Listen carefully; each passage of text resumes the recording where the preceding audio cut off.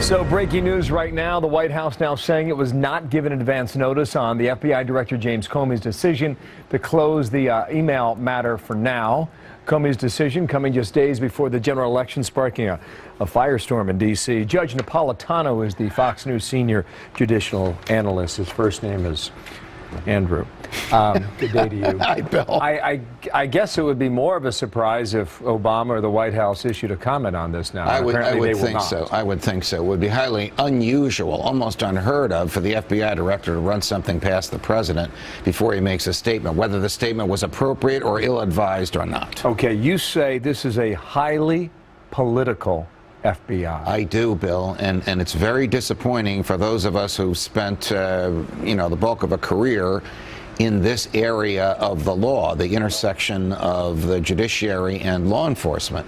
For the FBI, there's nothing wrong with the FBI investigating her, and absolutely should investigate her wherever the evidence takes her.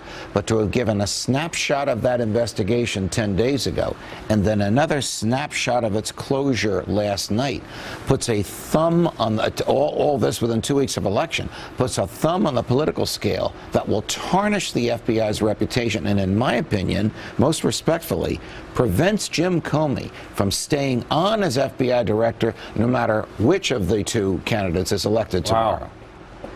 I don't know how he could. You say his days. Sorry, you're saying his days are numbered. Yes, and I'm saying that he knows his days are numbered, and he's now just doing the best he can to burnish the reputation of the FBI, which I believe he loves, and to burnish his own personal reputation. Can you explain why just a few days ago they said, hey, we're not going to have any decision before the election.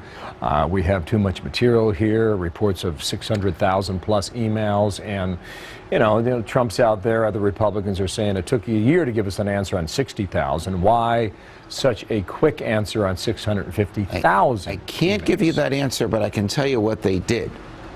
They devised software that would allow 650,000 emails to be examined digitally for certain keywords, phrases, and references, which would draw out the ones they needed to read fully. They did that 24/7 for 8 days and concluded yesterday afternoon. They started this Sunday afternoon, a week ago yesterday, when the search warrant was signed.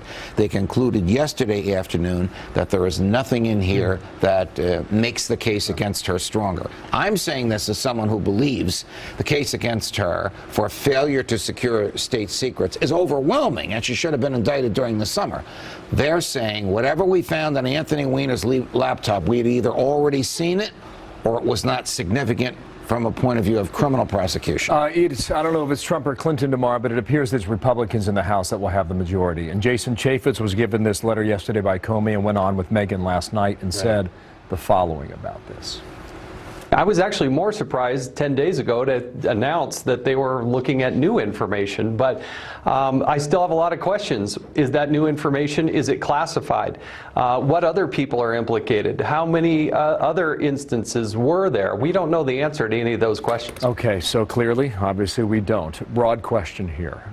What happens after Tuesday with all of this Clinton Foundation material, the server, etc.? Can you characterize that? Yes, if Donald Trump is elected, the Justice Department will continue an aggressive investigation, which is still going on with respect to the Clinton Foundation and the allegations of public corruption, the pay-to-play against her. Those investigations have not been shut down. If Mrs. Clinton is elected, I doubt that she will permit her own Justice Department to investigate her. However, as Congressman Chaffetz has indicated, the Republicans will control the House. He will still be chair of the House Government Reform and Oversight Committee.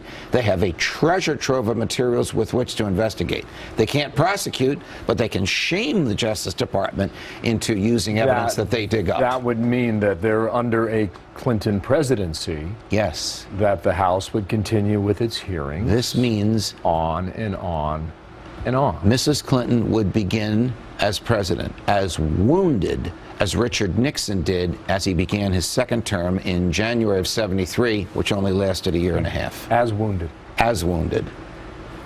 Thank you, sir. You're welcome, Bill. There's the judge.